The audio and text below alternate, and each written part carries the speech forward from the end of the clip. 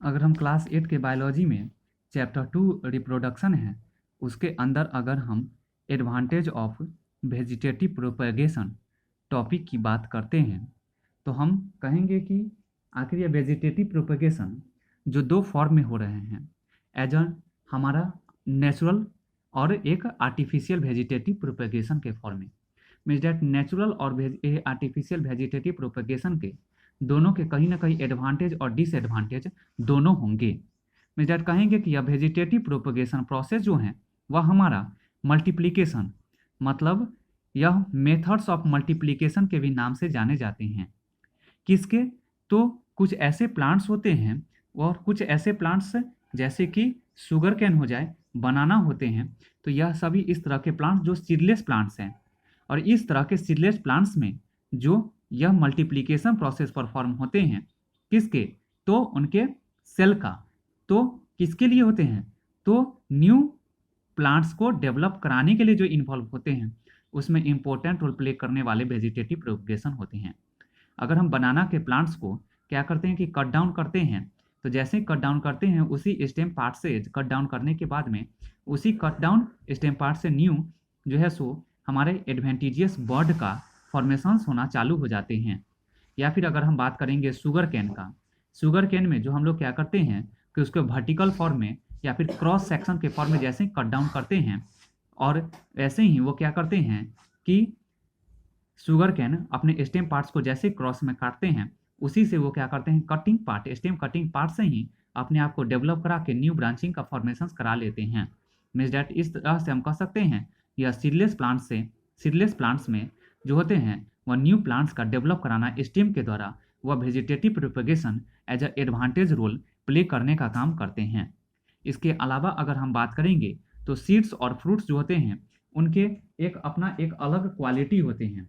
Means that उनकी अपनी एक क्वालिटी जो टेस्ट के बेसिस पे होते हैं, और उसको कंट्रोल एंड रेगुलेट जो करते हैं वह कौन करते हैं? वेजिटेटिव प्रोपेगेशन के द्वारा होते हैं। हम कहेंगे कि यह वेजिटेटिव प्रोपेगेशन जो फूड मटेरियल्स के क्वालिटी को और टेस्ट को मेंटेन करने का काम करते हैं। यह वेजिटेटिव प्रोपेगेशन जो जेनेटिकली जो होते हैं वह यूनिफॉर्म पॉपुलेशन होते हैं।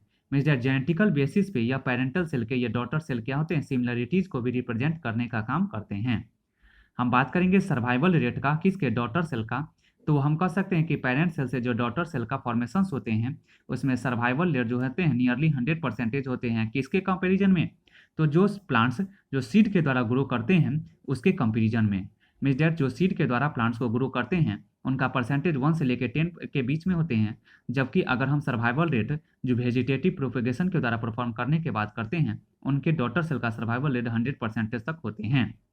अगर हम बात करेंगे वेजिटेटिव प्रोपेगेशन का, तो यह जो होते हैं क्विकर मेथड्स हैं, किसके? क्रॉप्स को रेजिंग और ग्रो कराने के लिए, मतलब तेजी से और जल्दी, मतलब कह सकते हैं क्विकली मोड में, एक्टिवली फॉर्म में, और ज़्यादा से ज़्यादा प्रोडक्टिविटी को प्रोड्यूस कराने में ये जो इन्वॉल्व होते हैं कौन होते हैं? तो वेजिटेटिव प्रोपेगेशन इन्वॉल्व होते हैं एज अ एडवांटेज के फॉर्म में।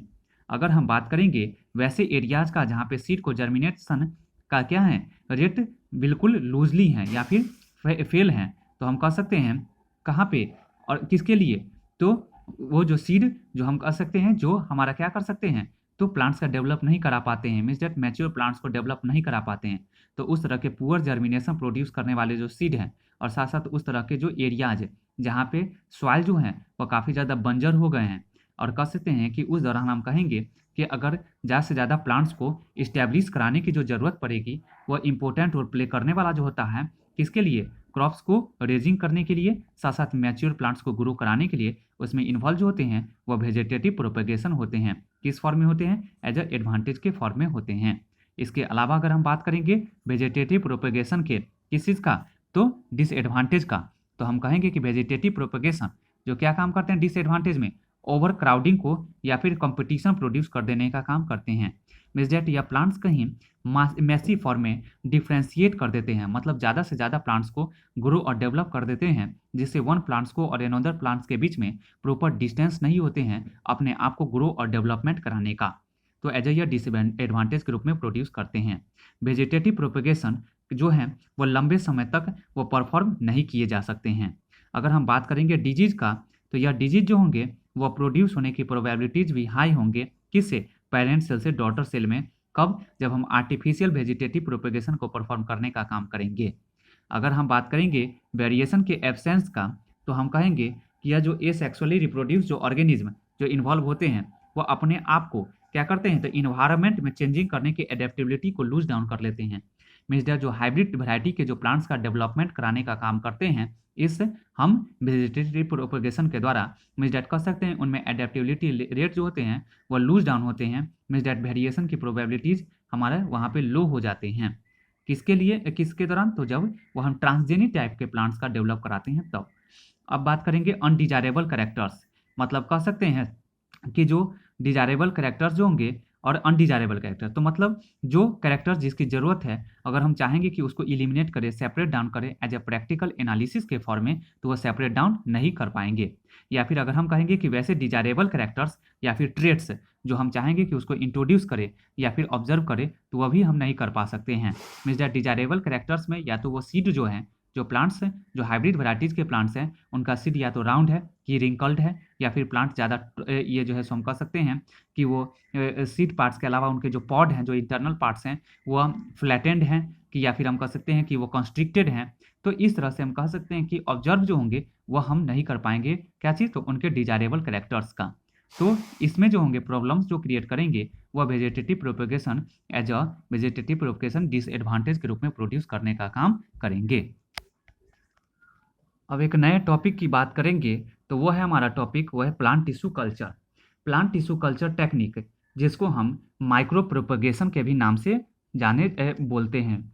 मतलब माइक्रो प्रोपेगेशन प्रोसेस के भी नाम से यह टिश्यू कल्चर टेक्निक्स जाने जाते हैं। Tissue culture technique, plant tissue culture techniques में क्या होते हैं कि इसमें हम न्यू प्लांट्स को रेजिंग करने का, डेवलप कराने का काम करते हैं। किससे? प्लांट के ही स्मॉल पीसेस से। मीन्स डेट कह सकते हैं कि प्लांट के स्मॉल पार्ट से हम लोग क्या करते हैं, तो न्यू प्लांट को डेवलप कराने का काम करते हैं। वह प्लांट का पार्ट्स या तो स्टेम पार्ट्स हो, या तो लीव्स पार्ट्स हो, या फिर प्लांट्स का रूट्स पार्ट्स हो। तो या फिर हम कह सकते हैं कि उसके लिए जो परफॉर्म करते हैं वह एक मीडियम तैयार करते हैं, और वो मीडियम जिसमें हम उसके अनुसार में प्रॉपर हम क्या करते हैं, केमिकल्स लेते हैं, और उस प्रॉपर केमिकल्स में प्लांट्स का पार्ट्स को रखते हैं। और यही क्या करते हैं कि प्लांट टिश्यू कल्चर टेक्निक के द्वारा अंडर एसेप्टिक कंडीशन, जब टेम्परेचर, ह्यूमिडिटी जब लैब में प्रोवाइड कराते हैं उसके फेवरेबल फॉर्म में, तो यही माइक्रो प्रोपेगेशन के फॉर्म में यह क्या काम करते हैं, तो न्यू प्लांट्स को डी डिफ्रेंशिएट डेवलप कराने का काम करते हैं। मीन्स डेट कह सकते हैं कि इस दौरान यह क्या करेंगे, तो कैलस का भी फॉर्मेशंस करने का काम करते हैं।